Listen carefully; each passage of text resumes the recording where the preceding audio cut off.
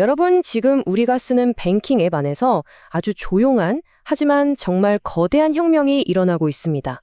오늘 분석에서는 바로 이 혁명, 스테이블 코인이 어떻게 은행을 대체하고 있는지 그 비밀을 한번 파헤쳐 보겠습니다. 자, 그럼 바로 한번 들어가 볼까요? 시작은 아주 간단한 질문입니다. 우리가 맨날 보는 뱅킹 앱의 그 달러 잔액 있잖아요. 그게 대체 뭘까요? 이게 생각보다 훨씬 복잡한 얘기거든요. 네, 그냥 화면에 떠 있는 숫자가 아니라는 거죠. 그 숫자 뒤에 숨어 있는 기술 자체가 지금 근본적으로 바뀌고 있고요. 이건 말 그대로 완전히 다른 두 금융 시스템 사이의 선택지가 되어가고 있다는 뜻입니다. 오늘 우리가 파헤쳐 볼 내용이 바로 이겁니다. 자, 그럼 첫 번째 섹션부터 한번 보시죠. 이 변화가 어디서부터 시작됐는지 알려면요. 전통은행이 가졌던 그 독점적인 지위가 어떻게 무너지고 있는지를 먼저 봐야 합니다. 이 슬라이드가 정말 흥미로운데 은행이 원래 하던 핵심적인 일들이 어떻게 하나씩 쪼개져 나가는지를 보여주거든요. 2008년 금융위기 이후에 대출 같은 신용 창출 기능은 핀테크나 소위 그림자 금융이라고 불리는 곳으로 상당 부분 넘어갔죠. 그리고 이제는 은행의 마지막 보루, 정말 최후의 요새였던 예금 독점마저 새로운 기술 때문에 위협받고 있는 겁니다. M0의 공동 창업자인 그렉 디 프리스코의 말이 딱 이 상황을 짚어주는데요. 예금 업무만큼은 은행이 꽉 쥐고 있었는데 우리는 스테이블 코인이 바로 그 기술을 핀테크 시장에 가져다 줄 방법이라고 본다. 이 말이 뭐냐면 핀테크 혁신이 사실은 낡은 은행 기술에 발목 잡혀 있었는데 스테이블 코인이 그 족쇄를 풀어줄 열쇠라는 거죠. 자, 그럼 은행 예금이 이렇게 도전을 받고 있다면 그 빈자리는 대체 뭐가 채우게 될까요? 이번 섹션에서는 바로 그 대안, 훨씬 더 안전하고 스마트한 새로운 형태의 디지털 달러에 대해 알아보겠습니다. 겉으로 보면 둘 다 그냥 1달러잖아요? 근데 속을 들여다보면 완전히 다릅니다. 전통적인 은행 예금은 사실 은행이 나중에 돈 줄게 라고 약속하는 일종의 차용증 같은 거예요. 담보도 대출이나 모기지 같은 좀 위험할 수 있는 자산들이 섞여 있고요. 반면에 규제를 받는 스테이블 코인은 미국 국채 같은 아주 안전한 자산에 대한 직접적인 소유권, 즉 청구권입니다. 이 차이가 안전성에 있어서는 하늘과 땅 차이를 만드는 거죠. 가장 결정적인 차이가 바로 이겁니다. 지니어스법, 지니어스 액트 같은 새로운 법 아래에서는요, 스테이블 코인이 훨씬 더 강력한 보호 장치를 제공해요. 만약에 발행사가 망하더라도 여러분은 그 회사의 다른 빚쟁이들보다 먼저 그 담보자산에 대한 최우선 권리를 갖게 되는 겁니다.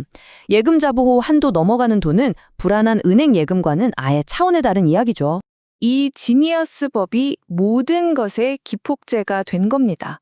2025년에 통과된 이 법 덕분에 이제 큰 기업들이 규제 걱정 없이 이 시장에 뛰어들 수 있는 명확한 길이 열린 거죠.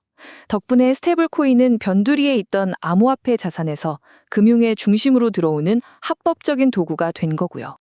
근데 여기서 궁금한 게 생기죠. 아니, 미국 정부는 왜 갑자기 이렇게 스테이블 코인에 친절해진 걸까요? 이게 단순히 기술이 좋아서만은 아닙니다. 여기에는 아주 치밀한 지정학적 그리고 경제적인 계산이 깔려 있어요. 디지털 퍼스펙티브스의 이 말이 그 거대한 계획의 핵심을 꿰뚫고 있습니다. 스테이블 코인 발행이 대체 뭘 위한 거라고 생각하세요? 다른 나라들이 내다파는 미국 국채를 전부 흡수하기 위해 미국 정부가 민간 스테이블 코인 발행사를 만든 겁니다. 바로 이거죠. 그러니까 미국의 전략은 두 가지인 겁니다.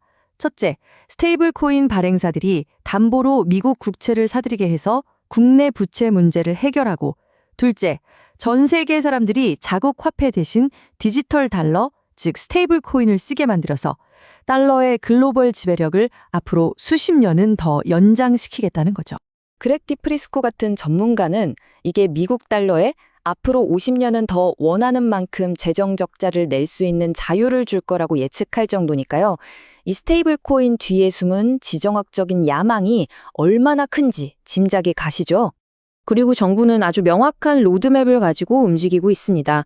2025년 지니어스 법으로 규제받는 스테이블 코인이라는 차량을 만들었고, 이제 2026년에는 시장 구조 법안으로 전통은행과 암호화폐라는 두 개의 고속도로를 아예 하나로 합쳐버리려는 겁니다.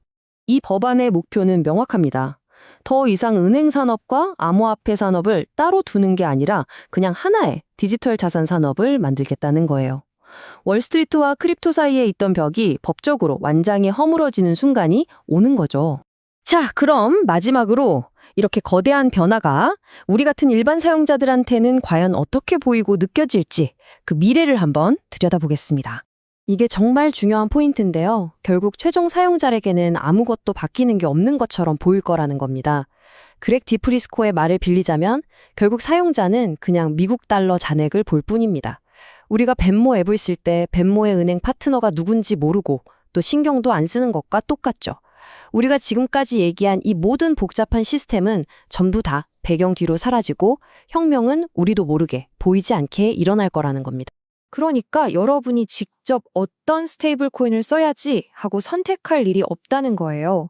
그냥 우리가 이미 쓰고 있는 페이팔이나 벤모 같은 앱들이 더 빠르고 저렴한 서비스를 위해서 알아서 백엔드를 기존 은행에서 스테이블 코인 발행사로 바꿀 테니까요. 스테이블 코인 사용자가 폭발적으로 늘어나는 방식이 바로 이겁니다. 사람들이 나 암호화폐 사야지 해서가 아니라 매일 쓰는 앱이 저절로 업그레이드 되면서 어느 날 갑자기 사용자가 되는 거죠. 실제로 대형 앱 하나만 이 전환을 해도 하룻밤 사이에 2억 명의 새로운 사용자가 생길 수 있다는 예측도 있습니다. 지난 100년 동안 우리 돈에 일어난 가장 큰 변화가 바로 지금 이 순간에도 일어나고 있습니다. 그런데 과연 우리는 이 변화를 알아차리기나 할까요? 우리 눈에 보이는 화면 뒤에서 이토록 거대한 금융혁명이 아주 조용히 진행되고 있다는 것. 이게 바로 오늘 분석을 통해 우리가 기억해야 할 핵심입니다.